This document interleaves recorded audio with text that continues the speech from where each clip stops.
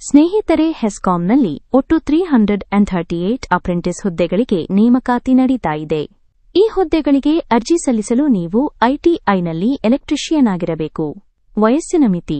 ಇನ್ನು ವಯಸ್ಸಿನ ವಿಷಯ ನೋಡೋದಾದ್ರೆ ಸಾಮಾನ್ಯ ಅಭ್ಯರ್ಥಿಗಳಿಗೆ ಗರಿಷ್ಠ 25 ವರ್ಷ ವಯೋಮಿತಿ ಇದೆ. ಅದೇ ರೀತಿ ಎಸ್ಸಿ ಮತ್ತು ಎಸ್ಟಿ ಅಭ್ಯರ್ಥಿಗಳಿಗೆ 5 ವರ್ಷ ಸಡಿಲಿಕೆ ಇದ್ದು ಗರಿಷ್ಠ 30 ವರ್ಷದವರೆಗೂ ಅರ್ಜಿ ಹಾಕಬಹುದು. ಇಲ್ಲಿ ಒಂದು ಮುಖ್ಯವಾದ ವಿಷಯ ಗಮನಿಸಬೇಕು. ಇದು ಕಾಯಂ ನೌಕರಿ, ಪರ್ಮನೆಂಟ್ ಜಾಬ್ ಅಲ್ಲ. ಇದು ಅಪ್ರೆಂಟಿಸ್ ತರಬೇತಿ ಆಗಿರುತ್ತೆ. ತರಬೇತಿ ನಡೆಯುವಷ್ಟು ದಿನ ನಿಮಗೆ ಸರ್ಕಾರದಿಂದ ಸಂಭಾವನೆ, ಸ್ಟೈಪೆಂಡ್ ಸಿಗುತ್ತೆ. ಮುಂದೆ ಪರ್ಮನೆಂಟ್ ಆಗೋಕೆ ಈ ಸರ್ಟಿಫಿಕೇಟ್ ತುಂಬಾ ಹೆಲ್ಪ್ ಆಗುತ್ತೆ.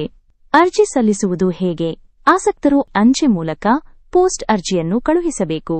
ಅರ್ಜಿ ತಲುಪಲು ಕೊನೆಯ ದಿನಾಂಕ 9 ಮಾರ್ಚ್ 2026. ಹೆಚ್ಚಿನ ಮಾಹಿತಿಗಾಗಿ hescom.karnataka.gov.in ವೆಬ್ಸೈಟ್ಗೆ ಭೇಟಿ ನೀಡಿ.